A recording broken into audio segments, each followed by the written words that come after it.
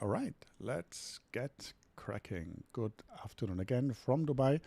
Hello, everybody. I'm really excited to see you all here. And quick question, if you can use the chat, just chat quickly where you're joining in from today. I would love to see if we have a global audience or if we are more UAE and Dubai focused. I know that most of the promotion for today went out to people living in Dubai. So today's session is called Build Your Own Tools with AI without needing to code. And I want to be very clear on what we're doing and what we will be working with. Firstly, let me just turn on the presentation. Firstly, I leave you with a very clear framework. It will be a 4-step process to turn your ideas into actual working tools.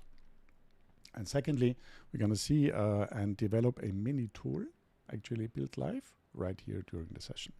And thirdly, you will understand how you can do this to save you serious money on software as a service subscriptions, serve on costs for software developers, and also potentially resell the software. Here's the vibe that we are going for today. We will be very practical. I'm an entrepreneur talking to other entrepreneurs. There's no tech bro showing off kind of thing happening. And everything we cover today is something that you can actually use. Of course, in a 45-minute session, we cannot build something really complicated, but I will give you the framework in order to ideate, conceptualize, and then build something yourself in your own time. So let me get you guys engaged right away.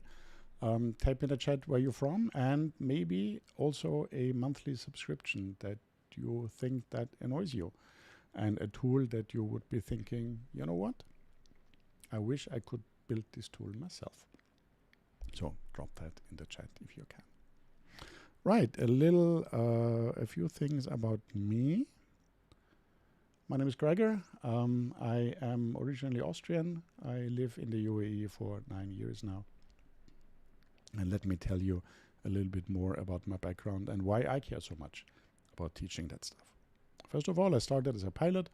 I flew for the United Nations, and after flying for 12 years and thinking, you know what, I would love to be home a little bit more than on the road all the time, I started a few companies. One of them is a film production company that I still own, and now I'm also running multiple businesses. So I'm the CEO of AI Expert. We consult businesses on how to implement AI in their business successfully. I also run Semantic Pulse. That is an AI-powered market research tool that we have a little bit at a look later, because I also vibe coded it, by the way, full in production and bringing in monthly recurring revenue. We have clients, everything works so far. But I've also started the fastest growing AI online community for entrepreneurs and SMEs. We have a new cohort coming up in December, actually 1st of December, limited seats, and more on that later. I've also helped design a Masters of AI program for MIT University here in Dubai. So I am deeply embedded not only on the academic side, but also in the practical side of business in AI. Now here's something important. I've started coding when I was 12. I coded in assembler language, and I wrote my first programs as a kid. But then I stopped coding once I became a pilot, and I didn't code for years, and I actually haven't coded since anymore. Here's the interesting part though. I can still read code. I understand what's happening under the hood. And that also helps me teaching that stuff effectively, because I know what's real and what is hype. And there's a lot of hype, and we'll come to that in a little bit. But here's the key message. You don't need to be a developer or a senior software engineer to know what we're going to talk about today. You need 3 things. A clear problem, obviously, a good prompt, and a simple stack. And a stack is a selection of tools that you use to create your own software. And that's it. So let me define vibe coding in 1 sentence. It is AI that you use as your coding copilot. and to build a useful tool without becoming a full-time developer. And I have a full ecosystem around vibe coding. We have that Circle community that we have weekly calls. We have updates, we have experiments. There is a 3-week vibe coding course that we'll talk a little bit about in the end. But for now, let's dive right in. And before we dive into coding, I want to talk very briefly about AI and exponential growth. So the exponential growth of AI is happening right now. It's not happening in 5 years. It's not happening in 3 years. It's happening right now. And there is a brutal truth to it. And that is actually a truth that sometimes keeps me awake at night. No one can afford to not massively upscale at this point. Because if you don't, you're either going to lose your job or you're going to lose your business. And that's the only 2 options that you have if you don't adapt.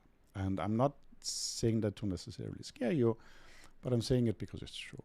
The change and the pace of the change is so fast that traditional education doesn't come up, traditional hiring can't keep up, and the traditional business models can't keep up. So what is the answer to this? The answer to that is being an AI native entrepreneur. Someone who uses AI as a force multiplier. Someone who can build, iterate, and ship without waiting for a developer or a software as a service company to solve their problems. And that's what vibe coding is all about. It's about survival and leverage in an exponentially fast changing world. Okay, so let's have a look at what that means and what the problem is. And there's actually 2 problems that we're looking at. First pain points I hear from most entrepreneurs that I work with every single day is they're paying 5 to 15 different software as a service tools each month. And each one is like $30 or $50, some are $100, and that adds up really fast. Especially if you have a larger team that you have in your company. Secondly, you keep hitting limits. You need to upgrade to the pro version from the basic version or to the enterprise version. And they have constant upsells for features that actually should be included. And on the other hand, about 60%, sometimes 70% of the features in that software that you're paying for is something you will never need. And for the other part that you're actually using, you need to adapt to how the software wants you to interact with it and not the other way around. And if you need a custom feature, you can ask for it and they say, well, you know, we put it on the roadmap and maybe in 6 months it's done, or maybe in a year, or if you're not the target customer, if that is something that only you need, then they probably charge you a massive integration fee. So that is $300 to $500 per month for most entrepreneurs. And I've seen companies spend upwards to $20,000 a year for the whole team. And it's for tools that don't even talk to each other. And then you need to bind them together with automation tools like Zapier.com, Make.com, or Anyden. And don't get me wrong, those tools can really be valuable. For example, I use Anyden a lot to ideate, to prototype, to have my plan and to test things out before I actually vibe code something, if it is something really new. And I did that also recently for Semantic Pulse, for the other app that I've developed. Now, if you don't like paying for all those tools, you can think, well, I use AI and just build it myself. And then people fail at AI coding, because what marketing obviously wants us to believe is that vibe coding is really, really, really simple, and you just need to put in one prompt and that's it. And it builds you Netflix or Spotify or something else way more complicated. And that is not true. And that's where problem 2 hits. So most people try it and they gave up. And there's 4 specific reasons why. First of all, the tool works fine for the first feature and they're all excited and they start doing stuff. And then the tool starts breaking. And AI starts contradicting itself, and you're spending more time fixing stuff than actually building stuff.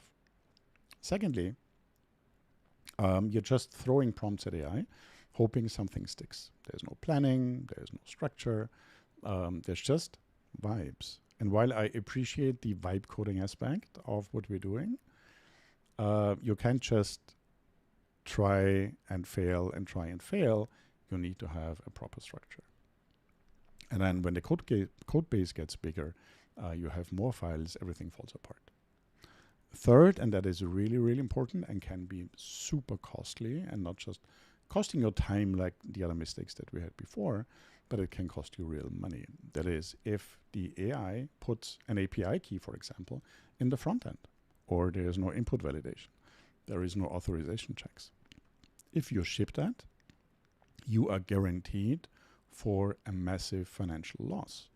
If you have AI API keys out in the open, it will not take long for a malicious actor to find those API keys, and then they will deplete all the credits that you uploaded to OpenAI or something similar.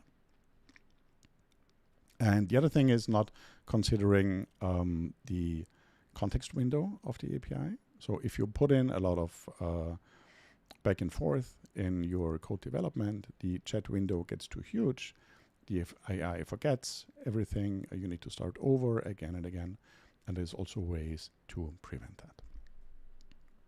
But if you do all those points right, if you have a vibe coding system, then it gives you a repeatable methodology that you can build tools and are robust, they are secure, they're actually sellable, or something that you can use in your own company. So, if done properly, and you have one framework in how to do it, you can create an internal tool, you can sell subscriptions to someone else, and you can actually build something that is sustainable. All right, so let me move to our actual system. We have 4 phases that we need to look at, right? So the first phase is the ideation. And the ideation is the most important phase, the phase where you need to spend the most time, because every minute in the ideation phase is a minute that you're saving down the line, where you don't need to redo things because you haven't thought of that properly. And I really, really encourage you to use AI to help you in that ideation phase. You can go to ChatGPT, you can go to Claude, and say, I want to develop software that can do X, and give me suggestions in how to build it, which programming language to use. Because while you don't code anything yourself, you need to tell AI which software to use, which programming software to use. And that can depending on your use case. And so what you need to internalize for the ideation phase is, who is this for, right? Then where does my input come from? That can be a text input, it can be a link, it could be a file upload, an image, for example, it can be a WhatsApp message or an email. I need to be crystal clear on what that user provides. Third, and let me just slide here to the next slide. Third, we have the magic, or the backend in more developer terms. Now, what the magic tells us is what is happening behind the scenes. How are we transforming the data that we are putting in? Are we summarizing something? Are we classifying something? Comparing or generating something new? And this can be AI driven, or it can also be just a database where you manipulate data, change it, look something up, file something in a folder, and then give them a result. And then you need to think of the output. So what does the output show you? Is that a table? Is it an email that gets sent? Is it a PDF potentially? Do you want to display something on a webhook? Or is it a dashboard? So you need to understand where the results land. Now let's come back to the foundation. Let's go back another slide. Yeah, for the foundation, you need to set up your tech stack and everything for the scaffolding of your app. Now, I really, really, really recommend that you use GitHub and Git, which is a code base tracker. Now, what still happens in vibe coding is that AI sometimes messes up your code. And if that happens and you don't have GitHub set up, it breaks everything, and it's very hard to roll that back, because sometimes AI just goes out and breaks code in areas that you haven't even instructed it. So the good thing is, if you work with tools like Lovable, you can connect GitHub directly, and all the changes are then tracked. You can imagine GitHub as a track changes for a Word document, but it tracks all the history of the changes since the start of the business. For this example that we're doing today, we will be using Lovable.dev as our primary platform. It is AI powered. It gives you clean code. Again, it is connected to GitHub, so you can, after your first draft, you can start using more sophisticated and more advanced coding tools to refine it. And I'll show you an example why this is also very important. It works with the newest frameworks like Next.js, for example, Superbase for the backend, and Tailwind, which is a scripting for front ends. And what you also need to do in the foundation phase is you need to understand that you can track mistakes the AI makes repeatedly. So what we can do is we can generate a file called agents.md. And in that agents.md file, that I'm going to show you that in a little bit, we put in important information about our app, the structure about our app, because once the context window gets too small to host all our code in it, that gives the AI the opportunity to look up how the app is structured and not forget inputs that you had in the beginning. And that is the scaffolding. Now, coming to phase 3, that is the execution. That is where you actually build the software. And there are specific techniques that separate a pro from the beginner. So what's really important to understand, it's concept of garbage in means garbage out. That means if you cannot properly articulate what you want, clearly use ChatGPT or Claude to help you structure the prompt. Make it detailed and don't leave room for the AI to guess. The more the AI needs to guess what you really want, the more suboptimal responses you will get. Then you need to break down the features into small little features, individual features. So never say, build me this whole feature in one go, because the AI will hallucinate. It will go off and do something else that you don't want to. Break every feature down in 3 to 5 smaller requests, for example. So you need to build incrementally. Then when the chat gets too big, that's when we refer to the agent.md file. You can start from a clear chat window again and not lose all the context that you had if you have that file in place. And I'm going to show you once we go over, and I'll show you GitHub. I will also show you that file. As your code base grows, you need to tell AI also exactly which files are relevant. So in order to avoid AI going off and changing files that don't even have anything to do with the current task, you can also keep it in check and tell them only focus on pages, for example, only focus on the landing page, only focus on this specific feature. And what is the last point? The last point is, yes, AI loves to change things on their own. So what really helps is once the code base grows, that you tell it in every prompt that you give it, don't change anything I didn't ask for, only change what I've told you. It sounds absurd, but it really works. And phase 3 is all about execution discipline. It's still vibe coding, Also, it sounds complicated now, but it is vibe coding with a structure. Okay, so there's the fourth part, which is the quality part, which is something that we cannot go into today. But after building each feature, run it through a security checklist. Are the API keys hidden, for example? Are they server-side in an environment file? Are inputs validated? Do we have authorization checks? Do you have rate limiting, for example? Otherwise, a bad actor can just hit your service, hit your server with so many concurrent requests that A, your service goes down, and B, you pay a lot of money. That is something that we tackle in the course, in our 3 weeks vibe coding course. That is going beyond the 45 minutes that we have today.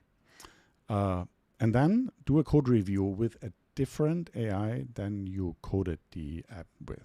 So, for example, take your finished code to Gemini 2.5 Pro.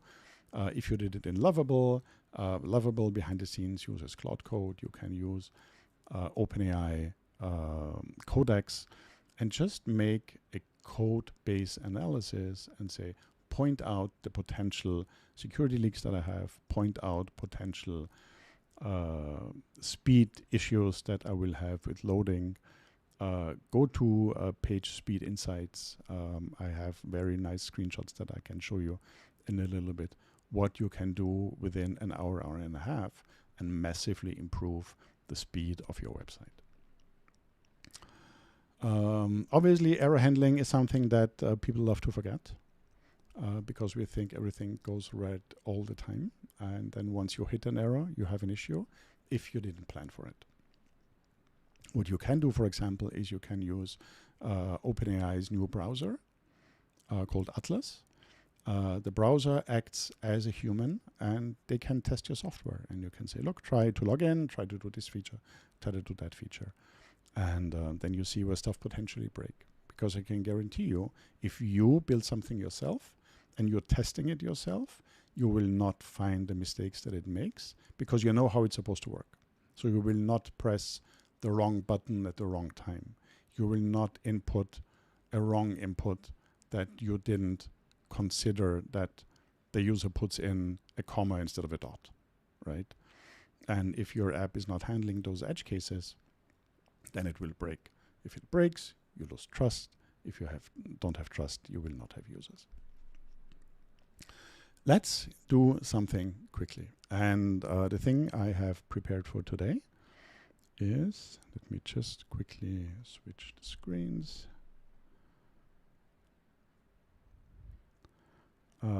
Is a wall clock, because that is something that we can do in a relatively short period of time.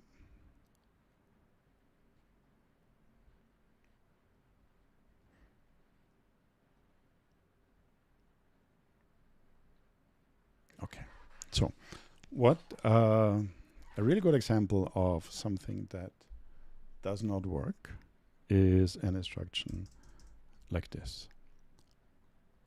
Build Netflix, no mistakes. And I've seen people do something similar, and it always fails. So what we need to do with our framework is we need to define what we want, who's using it, what's the input, what's the magic behind the scenes, and what's the output. So in our example, let me just make that a little bit bigger. Yep.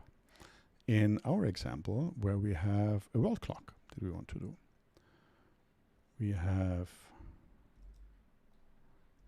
who is using it. It's an external tool for people who want to have a simple tool to check the current time in different cities, right? Then what is the input going to be? The input is a user selects a city from a list of major world locations. Then what is the magic behind that? And for this one, we don't have a backend, we don't have an API that we need to use, at least not an internal API. So the magic is the app calculates the correct local time for that city using built-in browser time zone features. And for the last part, for part number 4, we are looking into the output. What is the output supposed to be? A clean, dark themed page showing a live updating time for a selected city. Because I love Spotify, I always confuse Spotify and Shopify. I want to have something dark with a little bit of a Spotify vibe.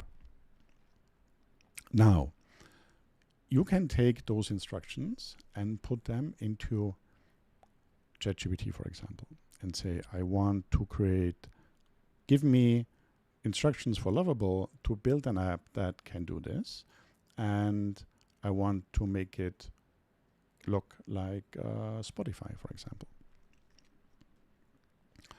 And what you would get then is a document like this. So first you have the design of the app, right? We want to have mobile first. We want to have the Spotify aesthetic.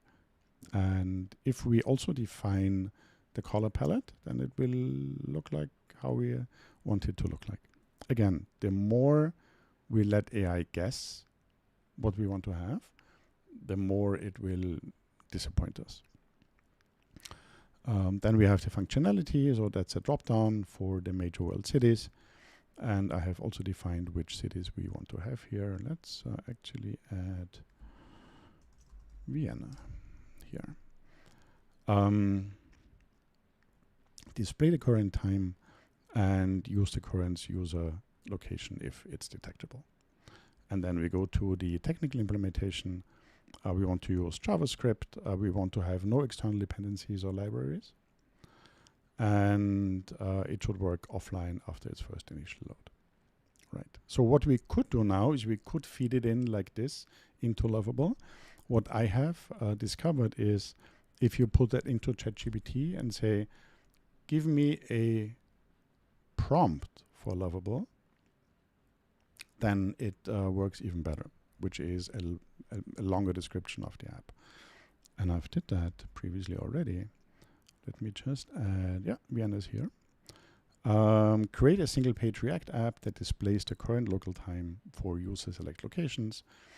The app should have a Spotify inspired dark theme with clean modern design, including a drop-down menu with major cities. The time should update every second. Make it fully mobile responsive with large readable text. We want to use the native browser API for time zone handling and no backend or external APIs. And it's important to define that. Keep the bundle lightweight and fast loading, and use React hooks and function components. And what we are missing here is we have not defined the color palette. Let me do that and just add that what we had before. The Spotify aesthetics, dark themed, we define the colors again here, and we say we want sans serif and a good hierarchy and smooth animations and transitions. And we go off. So now Lovable starts coding our request. And while it does that, I will show you a couple of other things in the back. So one thing that I've mentioned before was GitHub. GitHub is the repository where all your code lives, all your changes live, and you can roll back changes if Lovable or your own code edits break things. And what I wanted to show you guys here is if you go into the documents, you have this agents.md file. Let me just make that a little bit larger. So agents.md, and I know this looks super complex, but I used ChatGPT to summarize that. So what I did was I said, ChatGPT, have a look at all my code, all the lines that I've written, and define how the software is built. Define all the components, what we've used to create those components, what every component does. And because this is a relative small document, the AI, whenever it loses its way, can refer to that document without actually needing to analyze the whole code base. So we have the complete structure of the app here. We have defined that it's a React app, and we use Supabase as the backend. Then we have the core flow. We have initially authentication, and then users can subscribe. They can go to the dashboard. They can create panels and so on. Again, this is more for documentation purposes and for the AI itself, if we have a longer process, than for us. So let's see. Oh, and our world clock is already up and running. Let me make that a little bit smaller.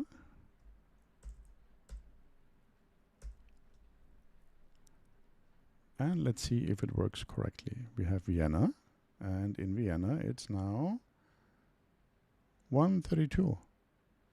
Absolutely right. Thursday, 13th of November. So you guys see, this is not a pre-recorded webinar.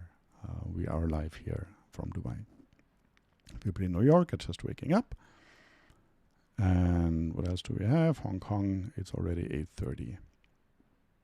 Interesting. So, for example, what we could do now is we could say, change the format of the clock to AM PM 12-hour format instead of 24 hours.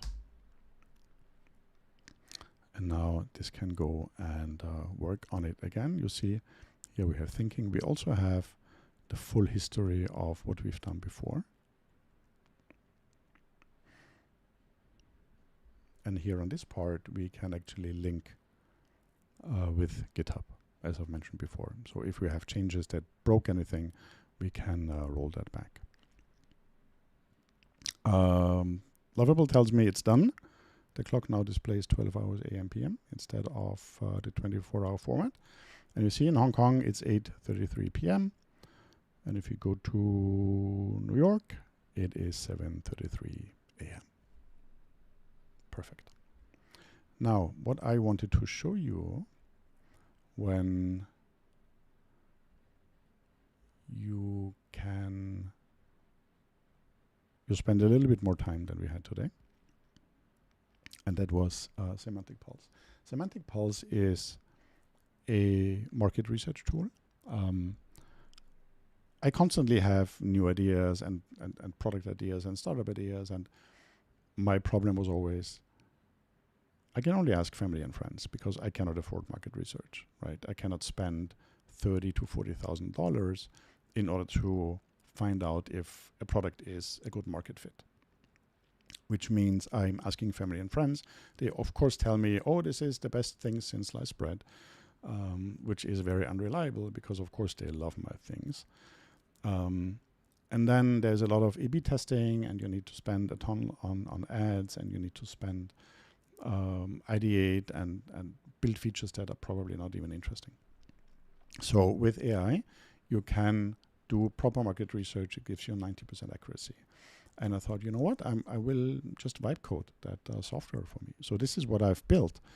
And I also started with Lovable. I had the first version built with Lovable. Actually, I started building on n8n, and I had a very basic prototype. I just tried the backend functionality. I saw it worked, and then I moved into prettifying it.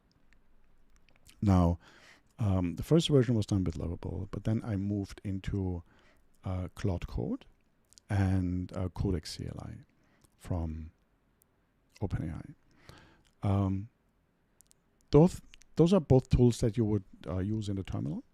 And I know that using the terminal sounds really scary, but it is absolutely not. You can, like you would do in your ChatGPT window or Anthropic Cloud window, you would just communicate with the AI and say, look at my code base, I want to implement that feature, I want to implement this feature, have a look at how that looks. The big benefit compared to using Lovable for everything is that Lovable has a relatively expensive credit system, And once you run out of credits, you need to upgrade to the next tier. Now, the benefit is if you already have an OpenAI ChatGPT subscription or an Anthropic Claude subscription, you can link the terminal to that subscription. And I have noticed that the allowance is so generous that I have never run into rate limits, and I'm using 2 or 3 cloud windows at the same time. And then, because everything is linked through GitHub, all your updates that you do locally on your computer will be pushed into GitHub, and you can deploy with Lovable. Because if we have a look here in Lovable at not the analytics, but the code base, you see that is similar to what we would be seeing in GitHub. You have the different components, and that is all something that previously you wouldn't need to have to code and not have AI help you doing that. And I think that is the magic of the times we're living in now. Now, the app that we have used does not have a backend. So we just have a brief look in the test backend of a test development of Semantic Pulse. Supabase is a service that you can use for free. Let me move here somewhere else. Is a tool that you can use for free. And it also has a really generous usage limits. If you have an app that you want to release into production and sell, then it makes sense to buy a smaller subscription. But if you're just developing internal tools, then the free account of Supabase is actually everything you need. And you don't need a server to host even your backend functions, because in Supabase you have the possibility of coding all the logic for your software in Supabase actually, and it also hosts that. So you don't need to set up a server in the cloud, which is really complicated if you haven't done that before. And all the code here is also generated by Lovable or by Anthropic Claude ChatGPT, and then just merged into that using GitHub. Okay, we are already at 4:30. Let me have a quick look how we are looking. Yes. Okay, that so far was a brief overview on how to properly structure your vibe coding journey, but obviously that is not enough in order for you to succeed in using AI to build something. So just a second.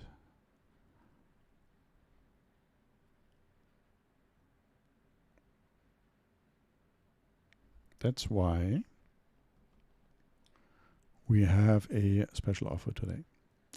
In my AI community called AI Experts, where we have weekly calls, where we have daily updates for the members, because our main customer base is in the community is entrepreneurs and SMEs. Now, I focus on AI for about 10 to 12 hours a day, and a lot of times I can't keep up. So what I've realized also with my experience in starting companies, running companies, an entrepreneur cannot do that, right? Because they have things to do, they have places to be. They have a company to run, and they cannot purely focus on learning AI.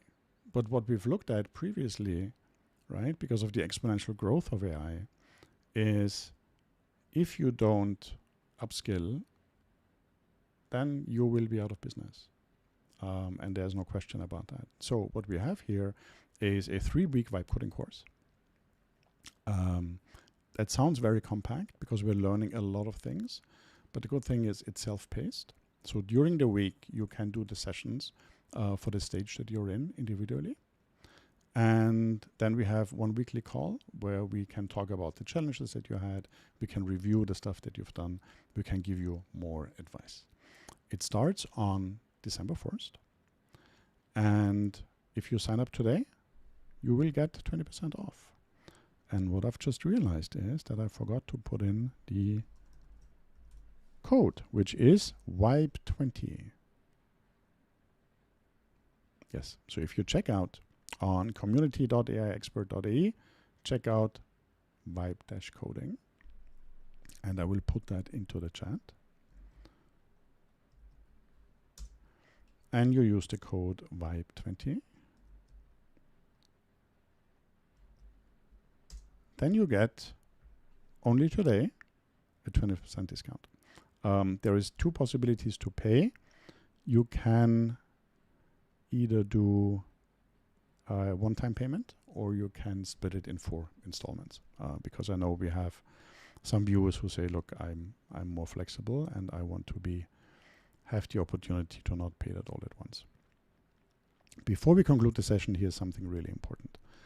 Let me just change how I share my screen. Entire screen.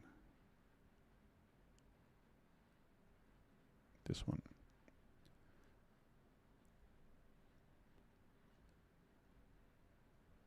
Okay, that didn't work.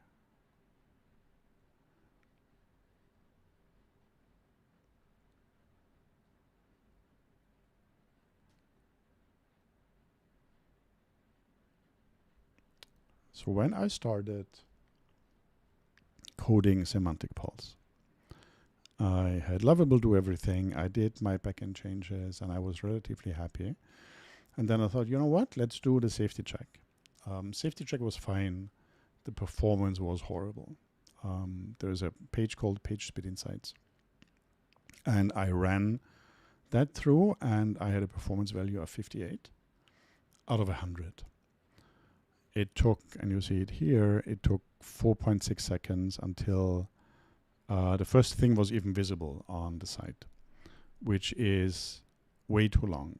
Like, no potential user would probably see anything because they would leave already because they think the site is broken. Now, that report is from 3 o'clock in the afternoon, right? So what I did was I had ChatGPT analyze the code base, and I said, look, I have an issue with performance. And then over the next hour and a half, and let me just change that view here, I reached from a 58, I reached a 99. And that was same day, 4:45. So yeah, an hour and a half, hour and 45 minutes. And I did a live stream yesterday and someone said, Gregor, what is the best language for me to learn? And the thing is that now you don't need to learn a coding language anymore. If you are proficient in English, then that's enough for you to be successful in vibe coding. We have already reached our 45-minute mark. I have seen we didn't have questions in the Q&A chat, so thank you very much for being here. Thank you very much for being on that journey with me. And I will be making more of those insights on a regular basis, and I will be looking forward to seeing you in one of those as well. So thank you very much. Have a lovely Thursday ahead, and I see you in the community, in the vibe coding course, and maybe on the next live stream. Thank you.